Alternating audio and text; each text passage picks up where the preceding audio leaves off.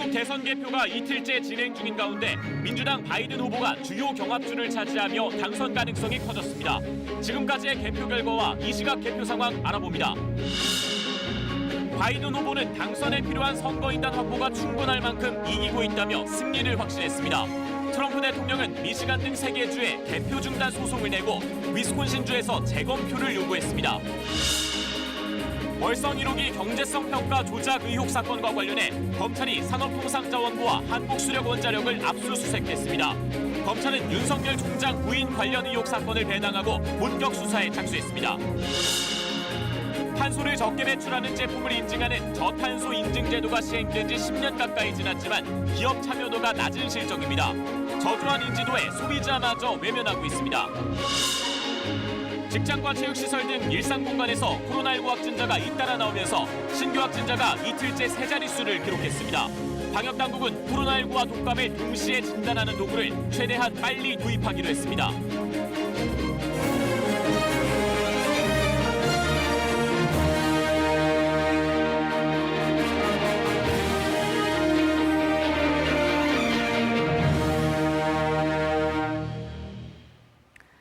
안녕하십니까. 미국 대통령 선거 이틀이 지났지만 당선자 아직 확정 못하고 있습니다. 다만 현재 개표가 막바지로 치닫고 있는데 지금 득표 추세라면 바이든 민주당 후보가 미국의 새 대통령이 될 가능성이 높습니다. 특집 KBS 9시 뉴스, 미국 각지에서 개표 상황 취재하고 있는 특파원들 연결해서 판세와 전망 자세히 전해드리겠습니다. 먼저 워싱턴으로 가보죠. 김은규 특파원, 이 바이든 민주당 대선 후보의 당선 가능성을 높게 보는 이유부터 좀 설명해 주시죠. 미 50개 주 가운데 44개 주 개표 끝났습니다. 6개 주는 아직 개표 중입니다. 이 개표 결과를 집계하면 바이든 253명, 트럼프 213명의 선거인단을 확보한 것으로 나옵니다. 바이든이 264명을 확보했다고 좀 더 많게 집계한 곳도 있습니다. 트럼프 대통령의 우호적인 폭스뉴스가 대표적입니다. 바이든이 대통령 당선에 필요한 선거인단 270명에 거의 다 왔다. 당선 확정까지 얼마 안 남았다. 미 언론들 전하고 있습니다. 네, 선거인단 17명만 더 확보하면 바이든이 당선되는 거죠? 그 17명 선거인단 숫자가 어디서 나오는가? 지금 개표가 아직 진행 중인 주들에서 결정됩니다.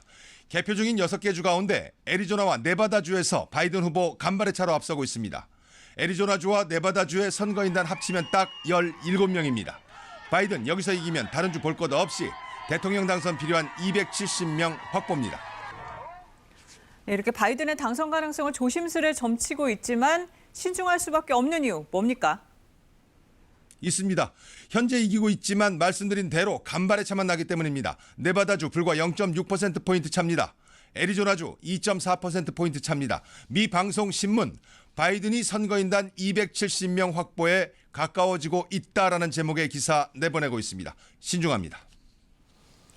네, 개표 막바지인데요. 대의원 수가 결정되는 시점, 그러니까 신중하게 예측하는 게 아니라 당선자 윤곽이 확실해지는 시점 언제입니까? 한국 시간 주말쯤으로 보고 있습니다. 별일 없이 순조롭게 개표된다면 그렇습니다. 하지만 개표에 불만인 사람들의 방해 움직임이 포착되고 네바다주가 최신 개표 결과 공개를 늦추기로 하는 등 변수가 생기고 있습니다. 우편 투표 개표도 주별로 개표 시점과 유무효 판단 기준이 제각각이어서 개표 결과 확정 시점 확실치 않습니다. 이번 대선 아직 개표하지 못한 투표지 2천만 장에 가깝습니다. 워싱턴에서 전해드렸습니다. 네, 들으신 것처럼 개표가 완전히 끝나지 않았습니다. 경합 지역들 개표가 진행 중인데 그중에서도 이번 대선 판세 좌우한 북부 러스트벨트 3개 주 가운데 선거인단을 가장 많이 20명 갖고 있는 펜실베니아 연결해 보겠습니다. 한복영 특파원, 경계가 삼엄해 보이는데요. 네, 저는 지금 필라델피아 시청 앞에 나와 있는데요. 제 뒤로 보이실 겁니다. 주 방위군들이 저렇게 밤새 경계 근무 서고 있는 상황입니다. 어젯밤 늦게까지 사실 이곳 시청 앞에서 1000여 명 참가하는 시위가 있었습니다. 카운트 에브리 보트, 그러니까 국민들이 낸 모든 표는 개표돼야 한다고 요구하는 시위인데요. 서북부 피츠버그에서도 있었습니다. 아직 열어야 할 표가 많이 남아있는 대도시 중심으로 시위가 잇따르고 있습니다. 그리고 뉴욕과 시애틀 등 미국 전역에서도 이어지고 있는데 물론 대부분 민주당 바이든 후보 지지자들이긴 합니다. 네, 펜실베니아주는 개표 얼마나 남았죠? 현재 89% 개표됐습니다. 트럼프 대통령이 2.5%포인트 안팎 앞서고 있긴 한데 바이든 후보가 계속해서 격차 좁히면서 바짝 따라붙고 있습니다. 80만 표가량 더 열어야 합니다. 이 80만 표, 바이든 후보가 절대 강세인 우편 투표분인데다가 이곳 필라델피아나 피츠버그 등 대도시표가 많아서 바이든 후보가 사실 역전 가능성 높아 보이긴 합니다. 하지만 결과 더 기다려야 합니다. 이곳 시각 6일 도착분까지 받기 때문에 주말 돼야 최종 결과 나올 수 있을 것으로 보입니다. 또 개표 안 끝난 다른 경합주들 상황은 어떻습니까? 네, 현재 바이든 후보가 이른바 매직 넘버인 270명까지 사실상 6명 남았다. 이런 외신 보도도 나오고 있는데 선거인단 수 딱 6명인 네바다가 아직 개표 안 끝났습니다. 네바다는 어제 오전 현재 86% 개표해서 바이든 후보가 근소한 차로 앞서 있는데 그때부터 개표 현황 실시간 공개 안 하고 있습니다. 잠시 후 여기 시간 오전 9시부터 다시 공개할 예정이어서 기다려봐야 합니다. 그리고 남부 선벨트 경합주 중 하나죠. 노스캐롤라이나 95% 개표했는데 트럼프 대통령이 1%포인트 이상 앞서가고 있고요. 막판 신격전지로 떠오른 조지아도 95% 정도 개표한 상황에서 트럼프 대통령이 불과 0.5%포인트 앞서 있습니다. 완전히 끝날 때까지 모두 섣불리 여기 이겼다, 승리 얘기하기는 아주 조심스러운 상황이긴 합니다. 지금까지 펜실베니아 필라델피아에서 KBS 뉴스 한보경입니다. 바이든 후보는 당선에 필요한 선거인단이 충분할 만큼 이기고 있다면서 자신이 최종적으로 승리할 것이라고 밝혔습니다. 트럼프 대통령을 향해서는 모든 투표 결과가 집계돼야 한다며 개표 중단 시도에 대한 경고 메시지를 보냈습니다. 미국 델라웨어주 월밍턴에서 금철영 특파원이 보도합니다. 환호하는 지지자 없이 기자단 앞에 선 바이든 후보. 팬데믹 상황에서 1억 5천만 명이 투표한 것은 유례없는 일이라고 평가했습니다. 민주주의가 미국의 심장이란 것을 입증했다고도 했습니다. Power can't be taken or asserted. It flows from the people. And it's their will that determines who will be the president of the United States. 승리 연설을 위해 나온 건 아니지만 결국 승리할 것이라고 했습니다. I'm not here to declare that we've won, but I am here to report that when the count is finished, we believe we will be the winners. 선거 국면에서 나타난 분열과 갈등을 치유하겠다는 뜻도 밝혔습니다. It'll be a victory for the American people, for our democracy, for America. And there will be no blue states and red states when we win. Just the United States of America. 경합주인 미시건에선 4년 전 트럼프 후보가 이겼던 것보다 더 큰 표차로 앞섰다고 했습니다. 자신이 더 많은 지지를 받은 만큼 승복하라는 의미로 해석됩니다. 바이든 후보는 또 트럼프 대통령을 겨냥해 모든 우편 투표는 전부 집계돼야 한다고 했습니다. 선거 후유증을 최소화하고 대선 승리를 좀 더 확실히 하기 위한 의도로 풀이됩니다. 델라웨어 윌밍턴에서 KBS 뉴스 금철영입니다. 네, 개표가 끝나지도 않았는데 두 후보 모두 일찌감치 사실상의 승리 선언을 하는 초유의 장면이 연출되기도 했습니다. 그만큼 개표 상황이 마치 롤러코스터처럼 엎치락뒤치락했기 때문인데요. 워싱턴에서 김다나 기자가 전해왔습니다. 투표 종료 직후 미국 동부 지역부터 시작된 개표 작업. 인디애나와 켄터키에서 일찌감치 승리를 확정지은 트럼프 대통령은 곧 최대 경합주로 꼽혔던 플로리다도 석권합니다. These are very Republican counties. The question for the president has to win them. We know that. 북부 경합주로 여겨지던 러스트벨트 지역까지 두 자릿수 포인트 차로 앞서자 멜라니아 여사 등 측근들과 카메라 앞에 섭니다. The results tonight have been phenomenal, and we are getting ready. I mean, literally, we were just all set to get outside and just celebrate something that was so beautiful, so good. 분위기 반전이 시작된 건 자정 무렵 공화당 텃밭으로 여겨진 애리조나가 바이든 우세로 기울면서부터입니다. And it's a 10-point lead, just shy of a 10-point lead for Joe Biden. 트럼프는 이때부터 공화당 주지사와 캠프 고문들에게 전화를 걸어 화를 내기 시작했다고 뉴욕타임스는 보도했습니다. 결국 북부 경합주에서도 바이든이 표차를 벌려 앞서가자 현지 언론들은 인내심이 필요한 개표라고 논평합니다. If you managed to sleep last night, things changed. 개표가 무르익을수록 곳곳에서 바이든의 승리가 예측되고 미시간에서까지 승기를 거머쥔 바이든 후보는 밝은 표정으로 기자들 앞에 섰습니다. 굳이 승리 선언이 아니라고 말하지만 밝은 표정을 감추진 못했습니다. And now, after a long night of counting, it's clear that we're winning enough states to reach 270 electoral votes needed to win the presidency. 접전이 완전히 마무리됐다고 보기는 어렵습니다. 미국 대선의 일반 유권자 투표는 끝났지만 개표가 여전히 진행 중인 데다 다음 달 선거인단의 공식 투표 일정까지 변수는 또 생길 수 있습니다. 워싱턴에서 KBS 뉴스 김나나입니다. 네, 이번 미국 대선은 연방 상하원 의원 선거도 함께 치렀습니다. 당초 민주당이 상원과 하원에서 모두 압승을 거두는 이른바 푸른색 물결 블루웨이브가 예상됐지만 뚜껑을 열어보니 공화당이 기대 이상의 성적을 거둔 걸로 나타나고 있습니다. 플로리다에서 이영현 특파원이 전합니다. 이번 선거에서 상원의 경우 100석 가운데 35석이 교체 대상입니다. 현재 상원에서 47석을 차지하고 있는 민주당은 경합 지역에서 쉽게 4자리를 빼앗아 하원에 이어 상원도 다수당이 돼 주도권을 확보할 것으로 기대했습니다. 공화당에 앞섰다는 여론조사를 믿었습니다. 하지만 기대는 빗나갔습니다. 승리가 어렵다던 공화당 의원들은 잇따라 그동안 여론조사를 뒤집는 결과를 보여주고 있습니다. I will serve you with all my heart. I will work hard for you each and every day. 그 결과 공화당은 48석, 민주당은 46석을 확보한 가운데 나머지 의석도 공화당 후보가 우세한 상황입니다. 435석 전체가 바뀌는 하원의 경우도 민주당은 다수당을 유지하는 것만으로 만족해야 할 상황입니다. 미국 언론들은 민주당 소속 현역 의원들의 패배 소식을 잇따라 전하고 있습니다. 이곳 플로리다주의 경우 전체 하원 의원 27석 가운데 13석을 차지했던 민주당은 이번 선거에서 2석을 공화당에 내줬습니다. 당초 민주당이 상원과 하원을 모두 싹쓸이할 것이라는 전망이 나오기도 했지만 공화당의 성적은 기대 이상이라는 게 미국 언론들의 종합 분석입니다.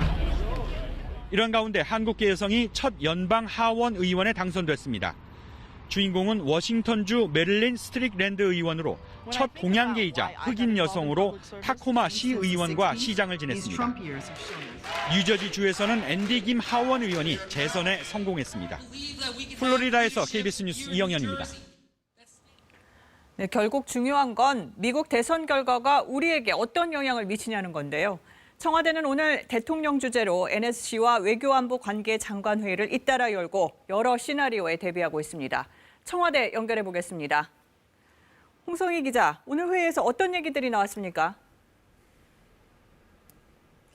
네, 청와대는 오늘 국가안전보장회의 상임위원회, 이어서 관계장관 회의를 열어서 대응 방향을 논의했습니다. 일단 청와대가 언론에 공개한 회의 결과는 다소 원론적입니다.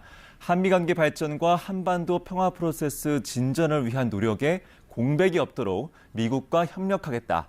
이를 위해서 한미 간 외교 일정도 예정대로 추진하겠다고 했습니다. 우리 거시경제와 통상 그리고 산업에 미치는 영향도 다각도로 점검했다고 밝혔는데요. 오늘 회의는 예상보다 1시간 정도 길어졌는데 이 당선자와 확정 시기 등 여러 변수를 놓고 시나리오별로 검토한 것으로 전해졌습니다. 청와대 관계자는 개표 상황이 복잡해서 검토할 것들이 많았다고 설명했습니다. 네, 그럼 당선자에게 축하 메시지를 보낸다든지 이런 구체적인 계획은 아직 없는 건가요? 네, 축하 메시지 발송이나 당선자와의 전화 통화도 언제 추진될지 사실 불투명한 상황입니다. 일단 전례에 따르더라도 한쪽이 승복 선언을 해야만 가능한 절차들입니다. 정부는 다만 누가 당선자가 되든 비핵화 협상이 원점으로 돌아가지는 않을 거라는 점을 강조했는데요. 강경화 외교부 장관의 말 들어보시겠습니다. 비핵화 그리고 한반도 영구적 평화 등 이 평화적 해결의 중요성에 대해서는 공감이 있다고 확신을 합니다. 원점으로 돌아갈 수 있다고는 생각하지 않습니다.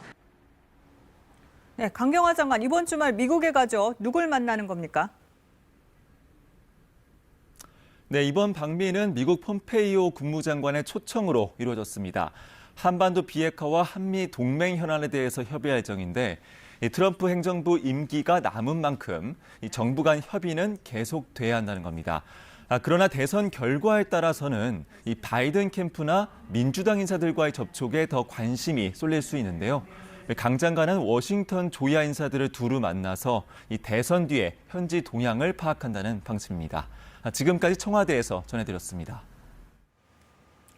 네, 미국 대선을 둘러싼 혼란으로 불확실성이 이어지고 있는데도 미국을 비롯한 세계 증시는 크게 올랐습니다. 이유가 뭔지, 이런 상황이 지속될 수 있을지 서영민 기자가 분석해드립니다. 바이든 당선이 유력해지자 뉴욕 증시는 물론 세계 증시가 반색했습니다. 미국 나스닥은 4% 가까이 올랐고 홍콩 증시와 코스피는 각각 3%와 2% 넘게 상승했습니다. 먼저 선거라는 불확실성이 사라졌으니 미 의회가 곧 경기 부양책을 통과시킬 거란 기대감이 그 이유로 꼽힙니다. 트럼프 말 한마디에 출렁대던 미중 관계도 더 안정적이게 될 거란 예상도 힘을 보탰습니다. Hoping for a Biden victory because that would mean not an end to US-China tensions, but perhaps a bit more predictable relationship. 하지만 트럼프가 소송까지 제기하는 등 불확실성이 여전한 상황임을 고려하면 충분한 설명은 못 됩니다. 또 다른 이유는 시장이 대통령 선거 못지않게 미국 의회 구도에도 주목한다는 점입니다. 대통령은 민주당에서 나오더라도 공화당이 상원에서 과반 의석을 지킬 걸로 보이는 만큼 바이든의 정책에 제동을 걸 수 있기 때문입니다. 이렇게 되면 바이든이 공약한 법인세 인상은 물론 빅테크 기업에 대한 반독점 규제 도입 가능성도 줄어들 수 있습니다. 실제로 이런 우려를 던 애플이나 아마존, 페이스북 같은 빅테크 기업의 주가가 일제히 급등했습니다. 규제 강화라든가 아니면은 증세 같은 거에 대한 우려가 있었는데 특히 이제 빅테크 기업이나 대기업 같은 경우에 그런 우려가 좀 해소가 되면서 이런 복합적인 기대감이 세계 금융시장에 퍼지면서 우리 증시에도 1조 원이 넘는 외국인 자금이 유입돼 주가를 끌어올렸습니다. 다만 미선거 불확실성이 남아있는 데다 코로나 상황도 녹록치 않은 만큼 이런 장세가 언제까지 지속할지는 불투명합니다. KBS 뉴스 서영민입니다. 다음 소식입니다. 검찰이 오늘 월성원전 1호기 경제성 평가 의혹과 관련해 산업통상자원부와 한국수력원자력 본사 등을 압수수색했습니다. 추미애 법무부 장관은 정치인 검찰총장이 정부를 공격한다며 검찰 수사를 비판했습니다. 이재희 기자가 보도합니다. 조기 폐쇄 결정 과정에서 경제성이 지나치게 낮게 평가됐다는 감사 결과가 나온 월성 1호기. 산자부 직원들이 몰래 자료를 삭제하는 등 의도적으로 일어난 일이라고 감사원은 판단했습니다. 의혹을 수사 중인 대전지검 형사 5부가 오늘 산자부와 한수원을 동시 압수수색했습니다. 경제성 평가 당시 청와대 산업정책 비서관이던 최희봉 사장이 있는 한국가스공사 본사도 압색 대상에 포함됐습니다. 여당 의원들은 청부 수사라고 반발했습니다. 감사원 수사 의뢰 없이 국민의힘 측 고발로 수사가 시작됐다는 겁니다. 윤 청장이 대전 방문하자마자 바로 자기 직계라고 볼 수 있는 그 형사 5부장, 이분한테 배당을 해가지고 이거 청부 수사를 의뢰하더라고. 추미애 장관도 권력형 비리가 아닌 정부 정책 결정 과정에서의 문제라며 검찰 수사를 비판했습니다. 정치인 총장이 정부를 공격하고 흔들기 위해서 편파 수사를 하거나 과잉 수사를 하거나. 대검찰청은 이번에도 별다른 입장을 내지 않았습니다. 한편 어제 노영민 대통령 비서실장이 월성 1호기 감사 결과를 난센스라고 말한 것에 대해 최재형 감사원장은 이해하기 어렵다고 답했습니다. 혹여나 감사원의 독립성이나 정치적 중립성에 대한 어떤 그 훼손의 의미로 받아들여질까 하는 걱정은 좀 있습니다. 월성 1호기의 경제성 평가 조작 의혹과 관련해 감사에 이어 수사까지 독립성과 정당성 논란이 확산되고 있습니다. KBS 뉴스 이재입니다. 윤석열 검찰총장의 가족 관련 사건에 대한 검찰 수사도 속도를 내고 있습니다. 윤 총장 부인 김건희 씨의 주가 조작 연루 의혹 등이 반부패 수사 2부에 배당됐고 장모 최모 씨의 통장 잔고 증명서 위조 의혹에 대해서도 사실상 재수사가 시작됐습니다. 이정은 기자의 보도입니다. 윤석열 총장 부인 김건희 씨가 운영하는 전시기획사가 지난해 미술 전시회를 주관하며 검찰 수사 대상 기업 등으로부터 부당한 협찬을 받았다는 의혹. 지난 9월 시민단체의 고발 이후 한 달 넘게 사건 배당이 미뤄지다 어제 서울중앙지검 반부패 수사 2부에 배당됐습니다. 또 김 씨가 도이치모터스의 주가 조작에 자금을 대주고 자회사인 도이치파이낸셜의 전환사채를 시세보다 싸게 매입했다는 의혹도 같은 부서에서 수사를 맡았습니다. 당시 주식 거래에서 조작 의심 정황이 포착됐다는 한국거래소의 분석 결과도 확보됐습니다. 반부패 수사 2부는 정경심 교수 사건, 삼성바이오 회계 사기 사건 등 굵직한 사건을 맡아온 특수수사부서로 윤 총장 부인 수사에 최정예 수사팀을 투입한 겁니다. 한편 검찰은 총장 장모 최모 씨가 통장 잔고 증명서를 위조하고 행사한 사건에 대해서도 사실상 재수사에 들어갔습니다. 이미 의정부지검이 지난 3월 최 씨 등 가담자 3명을 재판에 넘겼지만 최근 중앙지검이 사건 관계자들을 잇따라 소환했습니다. 함께 기소된 최 씨의 전 동업자 안모 씨와 이 잔고 증명서를 믿고 돈을 투자해준 피해자 A 씨, A 씨를 최 씨 등에게 소개해준 B 씨 등이 조사를 받은 것으로 확인됐습니다. 김건희 씨의 관여 여부를 추가 확인하기 위해서입니다. 검찰은 특히 잔고증명서를 위조한 혐의로 이미 기소된 김모 씨와 김건희 씨의 관계에 주목하고 있습니다. 김 씨는 범행에 가담했을 당시 김건희 씨 회사에 감사로 재직 중이었습니다. 장모와 측근에 이어 부인에 대한 수사까지 본격화되면서 윤 총장에 대한 압박 수위가 점점 높아지고 있습니다. KBS 뉴스 이정은입니다. 내년 4월 서울시장과 부산시장 보궐선거에 대해 여성가족부 장관이 성인지 감수성을 집단 학습할 기회라고 말해 의원들의 질타를 받았습니다. 법사위에선 민주당이 윤석열 검찰총장의 특수활동비 사용에 의혹을 제기했습니다. 김지숙 기자가 보도합니다. 이정욱 여가부 장관에게 내년 서울과 부산시장 보궐선거 비용 질문이 던져졌습니다. 838억 원의 선거 비용이 피해자들이나 여성에게 미칠 영향에 대해서 생각해 보신 적 있으십니까? 국민 전체가 성인지성에 대한 집단 학습을 할 수 있는 기회가 역으로 된다고도 생각을 하고 있습니다. 학습비라고 생각하시는 건가요? 838억 원이? 성폭력 사건이 선거로 정쟁화되는 게 피해자를 위해서도 바람직하지 않다는 취지였다지만 야당은 일제히 비판했습니다. 황당함을 넘어 분노, 여성이 아닌 여당을 위한 장관이냐며 장관 사퇴 주장까지 나왔습니다. 이 장관은 논란이 확산되자 사과했습니다. 피해자의 입장에서 생각할 때는 여러 가지 오해 소지가 있다고 생각해서 피해자에게 좀 송구스럽다는 생각이 듭니다. 법사위에선 올해 94억, 내년 84억으로 편성된 검찰 특수활동비가 쟁점이 됐습니다. 민주당 의원들은 윤석열 총장의 특활비 집행 투명성에 의문을 제기했습니다.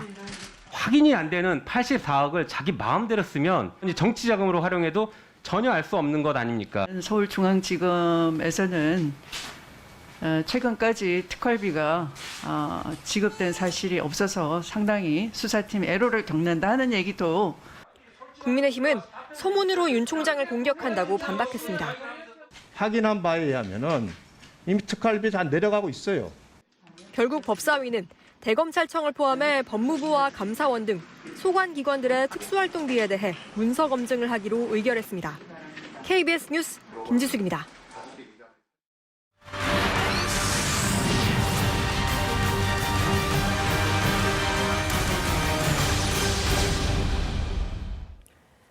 네, 기후위기 짚어보는 연속 보도입니다. 우리나라에서 한 사람이 1년 동안 배출하는 탄소는 11.8톤, 세계 평균의 2.5배나 됩니다. 개인이 일상에서 탄소를 줄이려면 어떻게 해야 할까요? 에너지 사용을 줄이고 쓰레기를 덜 만드는 것, 그리고 가까운 지역에서 만든 제품을 사는 것까지 김진화 기자가 지구를 살리는 실천 방법을 소개합니다. 베테랑 주부 남예 씨, 탄소 배출량은 어느 정도일까? 전기와 가스, 수도요금 등을 탄소 배출량으로 환산해봤더니 한 달에 635kg 배출한 것으로 나왔습니다. 소나무 96그루를 심어야 상쇄할 수 있는 양입니다. 외부 활동과 물건을 사서 쓰는 것까지 따지면 배출량은 훨씬 늘어납니다. 96그루라고 하니까 안 되겠구나. 생활 속 탄소 줄이기를 실천하고 있는 양래교 씨는 무엇이든 한 번만 쓰고 버리지 않습니다. 물도 모아뒀다 다시 씁니다. 설거지할 때 물을 받아서만 해도 1년에 약 5kg, 절수기를 쓰면 19kg까지 탄소를 줄일 수 있습니다. 이 물로도 그냥 설거지 다음 설거지 또 할 수 있는 거예요. 일회용 포장재는 씻어서 재사용하고 분리배출도 철저히 합니다. 플러그는 평소에 뽑아두고 전기를 많이 쓰는 밥솥, 세탁물 건조기는 아예 사용하지 않습니다. 실제 전기밥솥은 보온 시간을 3시간만 줄여도 연간 탄소 26kg을 감축할 수 있습니다. 자동차를 타고 마트를 가는 대신 걸어서 주변 전통시장을 찾고 웬만하면 국산을 삽니다. 수입 식품을 10%만 덜 사도 연간 17kg을 줄입니다. 해외에서 오는 것 자체가 다들 뭐 비행기나 배를 타고 오기 때문에 이렇게 아낀 양 씨의 탄소 배출량은 평균의 절반 수준입니다. 탄소 배출을 줄이기 위해서는 일단 물건을 바라보는 시각을 조금 다르게 보시면 좋지 않을까 생각을 해요. 물건을 구입을 해야 되는 순간에는 물건을 폐기하는 순간을 한번 생각을 해보고. 지자체별로 운영하는 탄소 포인트제에 참여해 전기나 수도 등의 사용량을 줄이면 현금과 상품권으로 바꿀 수 있는 포인트도 지급받을 수 있습니다. KBS 뉴스 김진아입니다. 네, 물건을 사면서 탄소 배출을 조금이라도 줄일 수 있는 방법, 저탄소 인증 제품을 고르는 겁니다. 그런데 이 제도가 만들어진 지 10년이 됐지만 인증 표시 제품을 찾기가 어렵다고 합니다.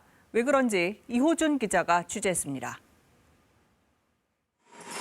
생산이나 소비 과정 등에서 탄소를 적게 배출하면 저탄소 인증 제품이 될 수 있습니다. 하지만 이런 인증 제품이 있는지 아는 사람은 거의 없습니다. 이게 무슨 인증인지 혹시 아세요? 모르는데. 이게 어디에 이렇게 라벨 붙어 있어요? 많이 보지는 못했어요. 있으면은 구매하려고 하는데 많이 보지는 못했어요. 한 대형마트에서 저탄소 인증 제품을 직접 찾아봤습니다. 세제 등 생활용품에서 식료품 매장까지 둘러봤지만 찾기가 쉽지 않습니다. 이 소비자가 직접 살 수 있는 저탄소 인증 제품은 많지 않습니다. 대형 매장의 진열된 상품 중에 저탄소 인증 제품은 채 10개가 되지 않습니다. 실제 국내 저탄소 인증 제품은 179개에 불과합니다. 농축수산물을 뺀 모든 제품이 받을 수 있고 2011년부터 10년째 시행된 걸 고려하면 턱없이 적은 수입니다. 저탄소 인증은 기업이 자발적인 개발을 통해 탄소 배출을 줄여봤습니다. 하지만 저탄소 제품에 대한 소비자 인지도가 낮고 혜택도 없다 보니 참여하는 기업이 적은 겁니다. 저탄소에 대한 소비자 인지도나 이미지가 옛날만큼 못합니다. 그래서 마케팅으로 활용하기가 높지가 않기 때문에 인증을 많이 안 받고 있습니다. 인증을 받아도 문제입니다. 인증 유효기간은 3년인데 탄소를 더 줄여야만 갱신이 가능합니다. KBS 취재 결과 추가 탄소 감축을 해서 인증을 갱신한 제품은 32개에 그쳤습니다. 친환경 제품에 대한 유일한 혜택이라고 볼 수 있는 공공기관 의무구매 대상에도 지난 7월에 뒤늦게 포함됐습니다. KBS 뉴스 이호준입니다. 네, 탄소 배출을 줄이려면 쓰레기도 줄여야 하는데 요즘같이 배달 음식, 포장 음식 많을 때는 일회용품 안 쓰기 어렵죠. 통계를 보면 재활용이 가능한 플라스틱 폐기물 10개 중에 6개는 분리수거 방법을 지키지 않아서 재활용하지 못하고 그냥 버려졌습니다. 이보다 먼저 아예 기업들이 제품을 생산할 때 포장재를 줄이고 재활용이 쉽도록 만들어야 한다는 지적도 있습니다. 생산자의 책임을 강화해야 한다는 거죠. 쓰자니 미안하고 안 쓰기는 어려운 재활용품들, 무늬만 재활용이 아니라 정말로 다시 쓸 수 있게 잘 만들고 잘 버려야겠습니다. 코로나19 소식 알아보겠습니다. 하루 새 신규 확진자 125명이 늘었고 이 가운데 108명이 국내 발생 환자입니다. 고 이건희 회장 빈소를 취재했던 기자와 관련해 모두 7명이 확진됐고 서울 영등포구 증권회사에서 10여 명의 확진자가 나와 새로운 집단 감염 사례가 됐습니다. 경기도 군포시 병원과 안양시 요양시설과 관련해 10여 명이 추가로 감염됐고 경기도 광주시 재활병원, 서울 동대문구 노인요양시설, 송파구 병원에서 각각 추가 확진자가 발생했습니다. 충남 천안의 한 콜센터에서는 직원 20여 명이 확진 판정을 받았는데 조금 전 직원 가족 5명이 추가로 확진됐습니다. 조정아 기자가 보도합니다.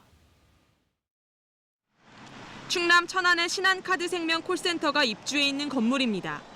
이 건물 7층에 있는 콜센터에서 직원 21명이 확진됐습니다. 또 직원의 가족 5명도 추가로 감염돼 어제와 오늘 이틀 새 콜센터 관련 확진자는 모두 26명이 됐습니다. 어제 직원 1명이 확진된 뒤 콜센터 직원들과 관련 접촉자 모두 진단검사를 받은 결과 무더기로 확진 판정을 받은 겁니다. 이곳 첫 전파자로 분류된 40대 여성은 언제 어디서 감염됐는지 경로가 아직 파악되지 않고 있습니다. 앞으로 확진자가 더 나올 가능성이 큰 상황입니다. 확진 판정받은 콜센터 직원이 가족들과 건물 내 상주하는 타 업체 종사자 등 166명에 대해서는 오늘 전수 검사를 실시해서 방역당국은 콜센터의 열악한 근무 환경이 집단 감염을 촉진한 온상으로 보고 있습니다. 조사 결과 환기시설을 제대로 갖추지 않았고 직원들은 2m 거리 두기를 지키지 않은 채 좁은 간격으로 모여 일했습니다. 전화로 일하는 콜센터 업무 특성상 직원들이 마스크를 제대로 쓰지 않은 것으로 확인됐습니다. 이제 마스크도 안 쓰고 그 안에서 이제 취식 뭐 이런 거를 같이 하고 이제 거리두기 자체도 이제 너무 밀집되게 있고 뭐. 천안시는 방역 수칙을 지키지 않은 콜센터 업체 대표에 대해 고발 여부를 검토하고 있습니다. 또 다른 콜센터 8군데에서 일하는 직원 450여 명에게도 진단 검사를 받도록 권고했습니다. KBS 뉴스 조정아입니다. 이제 날씨가 추워지면서 코로나와 독감이 함께 유행하는 상황에 대한 대비도 필요한데요. 방역당국이 코로나19와 독감을 동시에 진단하는 시약을 이달 중순부터 사용하는 방안을 검토하고 있습니다. 우한솔 기자가 보도합니다. 서울 송파구의 한 체육시설. 주변에 병원 관련 확진자가 이곳을 다녔는데 추가로 3명이 더 확진됐습니다. 시설은 방역 수칙을 잘 지켰는데 샤워실 등을 이용하는 과정에서 감염이 생긴 거로 추정됩니다. 이처럼 마스크 쓰기 어려운 공간에서 감염이 이어지는 가운데 찬바람이 불면서 독감과의 동시 유행 우려도 커지고 있습니다. 기온이 낮아지고 건조해지면서 인플루엔자와 같은 계절성 위험 요인이 증가하고 있습니다. 긴장감을 유지하면서 미리 준비를 진행하고 있습니다. 방역당국은 우선 코로나19와 독감을 동시에 진단하는 도구를 최대한 빠르게 도입하기로 했습니다. 현재 정식 허가난 시약을 건강보험에 등재하고 있는데 이달 셋째 주쯤부터는 의료기관에서 사용할 수 있을 거로 보입니다. 또 독감 유행이 시작되기 전이라도 검사 결과와 관계없이 항바이러스제인 타미플루에 건강보험을 적용한다는 계획입니다. 기존에는 유행이 본격적으로 시작돼야 적용됐습니다. 보험이 적용되면 진료비의 30%만 부담하면 되는데 성인 기준 본인 부담금은 5,000원 수준입니다. 적용 검토 대상은 아동과 임산부 또 고령자 등 고위험군입니다. 전문가들은 겨울철에 발열 증상을 느끼는 환자들이 많아질 걸로 예상되는 만큼 선별진료소나 상급 병원 등에 몰리지 않도록 해야 의료체계의 부담을 줄일 수 있다고 지적합니다. 지역사회에 발열호흡기 클리닉 같은 걸 열고 거기에 뭐 지역에 있는 의사분들이 지원을 나간다거나 뭐 순번을 정해서 진료를 본다거나. 방역당국은 독감 유행 상황을 살핀 뒤 구체적인 급여 기준과 대상을 정해 이달 중순부터 적용하겠다고 밝혔습니다. KBS 뉴스 우한솔입니다.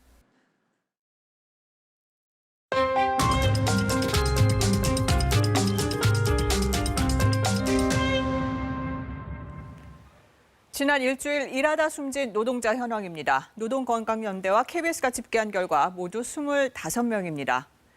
하루도 빼지 않고 이어지는 노동자의 죽음. 어제 국회에서도 한 명 한 명의 얘기가 국감장을 숙연하게 만들었습니다. 지금도 계속 노동자가 죽어가고 있습니다. 9월 7일 배차에 끼임 사망, 9월 7일 보일러 배관 깔림 사망, 9월 14일 상판 깔림 사망, 9월 16일 신축 공사 건물 외부 추락 사망, 9월 16일 방화 벽체 빔 끼임 사망. 차마 계속 읽기가 힘듭니다. 정부와 국회가 우리 국민을 지켜야 되지 않겠습니까? 더 이상 우리 국민을 죽임으로 내몰아서는 안 된다고 생각합니다. 네, 위험에 노출된 노동자들 KBS 연속 보도 이어갑니다. 택배 노동자들을 죽음으로 내몬 원인 가운데 하나는 불안정한 고용 형태입니다. 합리적인 고용 계약과 정당한 처우, 당연한 권리인데 잘 안 되고 있는 겁니다. 이미 2년 전에도 공정한 계약 기준 만들어 보자 논의가 있었는데 결국 무산됐습니다. 이유가 뭐였는지 이 KBS가 당시 회의록 등을 입수해 분석해봤습니다. 허효진 기자입니다. 열악한 택배기사 처우를 개선하겠다며 2년 전 정부가 마련한 표준계약서 초안. 쟁점인 분류 작업을 별도 업무로 지정하고 이걸 포함하거나 포함하지 않는 경우 둘 중 하나를 선택해 택배기사 급여를 산정하도록 했습니다. 그런데 택배노조와 업계 모두 반대했습니다. 당시 서면 회의록. 노조는 분류 작업 자체를 기사의 업무로 보면 안 된다. 의뢰 입장인 기사들이 분류 작업을 선택할 수밖에 없고 비용 추산도 불가능하다는 겁니다. 실제로 그 소장과의 우리의 관계에서 일반 그 택배 노동자가 이거 체크 안 할게요 이렇게 하기에는 어렵다 이런 얘기를 했었죠. 반면 업계는 분류 작업이 택배 기사 본연의 업무라며 기존처럼 구분 없이 무임금으로 기사가 맡아야 한다고 맞섰습니다. 이번엔 과로와 직결되는 노동 시간과 적정 배송 물량. 국토부는 하루 또는 일주일 기준으로 배송량에 상한을 두거나 배송 구역이나 시간을 제한하는 게 어떻겠냐고 했습니다. 하지만 노조는 택배 단가가 낮아져 시간이나 배송량을 제한하는 건 수입 감소와 직결된다. 업계도 구역별로 계획을 체결하는 현실과 맞지 않다며 반발했습니다. 미국 같은 경우는 9,000원, 일본은 7,300원, 우리는 지금 2,500원에서 지금 또 8년간 또 꾸준히 내려가서 배송 비용에 대한 부담 등 이런 모든 것들을 함께 합의할 수 있는 사회적 합의 기구가. 이렇게 논의는 흐지부지 됐습니다. 그러는 사이 택배 기사들의 죽음은 또 이어졌습니다. 택배업체 사장도 나서 고개를 숙였지만 분류 작업부터 각종 현안에 대한 협의는 쉽지 않아 보입니다. 취재에 대한 동원은 꼼수를 부리고 있습니다. 바로 분류 작업 인력 투입 비용을 택배 노동자에게 떠넘기려는 움직임이 감지되고 있습니다. 정부는 이달 중순까지 실태 조사를 마친 뒤 표준계약서를 마련하겠다고 했는데 이번엔 실효성 있는 대안을 도출할 수 있을지 주목됩니다. KBS 뉴스 허효진입니다. 자녀 입시 비리와 사모펀드 의혹 등으로 기소된 정경심 동양대 교수에게 검찰이 1심에서 징역 7년을 구형했습니다. 검찰은 정 교수가 공정과 신뢰의 가치를 훼손했다고 강하게 비판했는데 정 교수는 검찰 수사로 삶이 발가벗겨졌다는 최후 진술을 했습니다. 최유경 기자입니다. 3번에 걸친 기소와 15개 혐의, 34번의 재판. 검찰과 정경심 교수 측은 1년간 서로 마주봤던 법정에서 마지막까지 치열한 공방을 벌였습니다. 검찰은 입시 비리와 사모펀드 의혹 등으로 기소된 정경심 교수에게 징역 7년의 실형을 구형했습니다. 벌금 9억 원과 추징금 1억 6천여만 원도 함께 선고해달라고 요청했습니다. 검찰은 정 교수의 지위, 특권을 언급했습니다. 부의 대물림과 자산 축적을 위해 우리 사회의 공정과 신뢰, 법치주의 등 헌법적 가치를 훼손한 중대범죄를 저질렀다는 지적입니다. 정치적 수사, 먼지털기식 수사라는 비판도 있었지만 법에 따랐을 뿐 다른 고려는 없었다고도 강조했습니다. 진실을 밝혀달라는 시민들의 요구에 살아있는 권력을 수사했다는 점에선 국정농단 사건과 비슷하다는 설명도 했습니다. 변호인도 물러서지 않고 무죄를 주장했습니다. 검찰이 조국 전 장관의 낙마를 목적으로 표적 수사를 벌였고 과도한 추정으로 공소사실을 부풀렸다는 겁니다. 특히 입시비리 혐의에 대해선 정 교수 딸이 실제로 봉사나 인턴에 참여했다는 증거가 분명히 존재한다고 맞섰습니다. 과장은 있을 수 있어도 허위는 없었다는 주장입니다. 정 교수는 처음이자 마지막으로 법정에서 입장을 밝혔습니다. 삶이 발가벗겨졌다. 수십 년에 걸친 인간관계를 송두리째 무너뜨렸다며 수사와 재판에 지친 심경을 토로했습니다. 특히 표창장을 위조했다는 혐의는 자신의 기억과 너무나 다르다며 울먹이기도 했습니다. 재판부는 다음 달 23일 정 교수에 대한 1심 판결을 선고하기로 했습니다. KBS 뉴스 최혜경입니다. 드루킹 일당의 댓글 조작에 공모한 혐의 등으로 재판에 넘겨진 김경수 경남도지사의 항소심 선고가 내일 열립니다.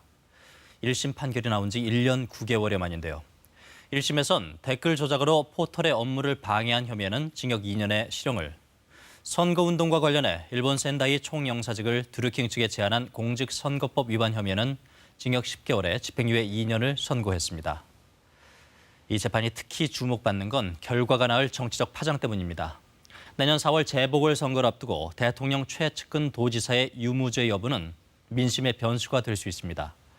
대법원 판단이 남긴 하지만 친문 대권 주자로 불리는 김 지사의 정치적 입지도 항소심 결과에 크게 좌우될 것으로 보이는데요. 김채린 기자가 항소심 재판 과정과 주요 쟁점을 정리했습니다. 지난해 1월 1심 선고와 함께 법정 구속된 김경수 경남도지사. 8만 건에 가까운 기사에 대해 댓글 순위 조작 범행이 이루어지도록 해 죄질이 무겁고 객관적 물증에도 범행을 부인하며 수긍하기 어려운 변명으로 일관했다는 판단을 받았습니다. 댓글 조작 프로그램 킹크랩도 댓글 조작도 전혀 몰랐다고 주장해온 김 지사는 항소심에서 보석으로 77일 만에 석방되면서 진실을 강조했습니다. 진실은 아무리 멀리 던져도 반드시 다시 돌아온다는 사실을 꼭 증명하도록 하겠습니다. 항소심에선 1심 유죄 판단의 전제가 된 킹크랩 시연 여부가 주요 쟁점이 됐습니다. 1심은 킹크랩 로그 기록 등을 근거로 김 지사가 2016년 11월 경공모 사무실 산채를 찾아 킹크랩 시연을 봤다고 판단했습니다. 이에 김 지사 측은 항소심에서 수행비서에 당일 구글 타임라인을 새로운 증거로 냈습니다. 이를 토대로 김 지사가 저녁 7시경부터 9시 15분까지 산채에 머물렀다며 닭갈비 저녁 식사와 경공모 브리핑에 각각 1시간씩 걸려 시연을 볼 시간은 물리적으로 없었다고 주장했습니다. 특검은 가정적 주장이라며 김 지사가 산채에서 저녁 식사를 하지 않았다고 맞섰습니다. 이에 대해 지난 1월 항소심 재판부는 당초 예정됐던 선고를 취소하고 재판을 재개하면서 김 지사가 킹크랩 시연을 봤다는 점은 상당 부분 증명됐다는 이례적인 잠정 결론을 내리기도 했습니다. 그런데 인사이동으로 재판부 구성원 2명이 바뀐 뒤 변호인 측이 또 다른 증거를 제시하면서 재판은 술렁입니다. 김 지사가 산채를 찾은 날 드루킹 일당에게 닭갈비 23인분을 포장해줬다는 식당 사장의 법정 증언이 나온 겁니다. 변호인은 이로써 김 지사가 당일 저녁 식사를 했을 가능성이 높아졌다고 주장했습니다. 이 같은 변론을 받아들여 킹크랩 시연을 김 지사가 봤는지 분명치 않다고 재판부가 판단할 경우 기존 유죄 판단의 틀은 흔들리게 됩니다. 또 김 지사가 시연을 봤다 하더라도 댓글 조작 공범으로 인정할 수 있을지도 유무죄를 가를 또 다른 쟁점입니다. KBS 뉴스 김채린입니다. 수백억의 사업비가 들어가는 서울광역버스 정류장 개선 사업이 졸속 추진되고 있는 것으로 확인됐습니다. KBS가 관련 문서를 입수해 확인해 봤더니 주변 여건이 전혀 다른 정류장 3곳의 개선 사업 계획서 내용이 오타까지 똑같았습니다. 문예슬 기자가 취재했습니다. 서울에서 경기 남부로 가는 길목 사당역입니다.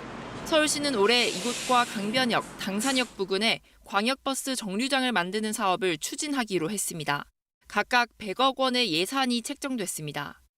이 100억 원 어떻게 나온 숫자일까요? 서울시 담당 사업부서가 예산을 내려달라며 시투자심사위원회에 제출한 심사 의뢰서를 확보해 분석해봤습니다.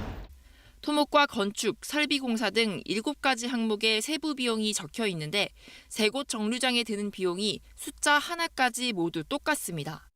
강변역과 당산역 환승센터는 도시고속도로 위에, 사당역은 일반 보도상에 지어집니다. 이 때문에 토목공사비와 건축공사비 등이 크게 차이날 수밖에 없는데도 똑같이 산정한 겁니다. 다음은 사업의 효과를 측정하는 비용 편익 분석, 역시 1.67로 똑같습니다. 심지어 의뢰서에 적힌 오타마저도 똑같습니다. 결국 외부위원이 참여하는 예산 검토 과정에서도 검토할 수준이 아니다. 똑같은 내용을 복사해서 사업을 허가해달라는 건 문제라는 지적이 나왔습니다. 서울시는 이에 대해 해당 사업은 확정된 게 아니고 기본 설계부터 다시 추진하겠다는 입장입니다. 그야말로 추정치로 낸 거기 때문에 그걸 가지고 통과가 된 게 아니에요.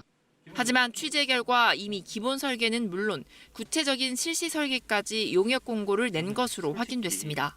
아무리 예산이 중요하다고 해도 그에 걸맞게 그 절차, 사실 투명성, 공정성을 담보를 해야 되지 않습니까? 이 같은 지적에 대해 서울시는 오늘 행정감사에서 급히 예산을 확보하지 않으면 사업 추진 자체가 취소될 불가피한 상황이었다고 해명했습니다. KBS 뉴스 문예슬입니다. 초등학생 돌봄 전담사들이 처우 개선 등을 요구하며 내일 하루 경고 파업에 돌입하기로 했습니다. 전체 돌봄 전담사의 절반가량인 6천 명이 동참할 예정인데 시간제 대신 8시간 전일제로의 전환 등을 요구하고 있습니다. 홍서구 기자가 보도합니다. 돌봄 민영화 부추기는 지자체의관 반대한다. 돌봄 전담사들의 요구는 돌봄 운영 주체를 교육청에서 지자체로 넘기는 관련 법안을 철회하라는 겁니다. 민영화될 게 분명해 처우가 나빠지고 돌봄의 공공성도 해친다는 이유입니다. 이들은 또 4시간가량인 시간제 근무를 8시간 전일제로 바꿔달라고 요구하고 나섰습니다. 수업 준비 등으로 실제 더 많은 시간을 일하고 있다며 공짜 노동을 없애달라는 겁니다. 처우 개선이 되지 않으면 안전한 돌봄, 훌륭한 돌봄을 우리가 할 수 없겠다. 이런 고민이 있었습니다. 그래서 딱 아이들 돌보는 시간만 지금 이제 임금을 주고 있는데 학교 비정규직 연대회의는 이 밖에 명절 휴가비, 식대 등 학교 비정규직 복리위생 차별 해소, 교육 공무직 법제화 등이 연내 이뤄져야 한다는 입장입니다. 지난 수개월간 책임 있는 교섭을 요구했지만 협의체 구성 자체도 안 됐다며 교육당국을 비난했습니다. 이번 돌봄 파업과 관련해서 협의체를 구성하는 것보다는 근본적인 문제 해결을 위해서 국가가 책임진다는 자세로서 가야 될 것 같은데. 초등 돌봄교사 6천 명은 대화와 대책 마련을 요구하며 내일 하루만 파업을 벌일 예정입니다. 하지만 충실한 협의가 이뤄지지 않는다면 2차 파업은 더 큰 규모로 진행될 것이라고 경고했습니다. 이에 대해 전국 시도 교육감 협의회는 관계기관이 모두 적극 참여해 돌봄 문제를 논의하자고 했고 교육부는 꼭 필요한 경우만 돌봄 교실을 신청받아 수요를 줄이고 교직원도 투입해 혼란을 막을 예정이라고 밝혔습니다. KBS 뉴스 홍석우입니다.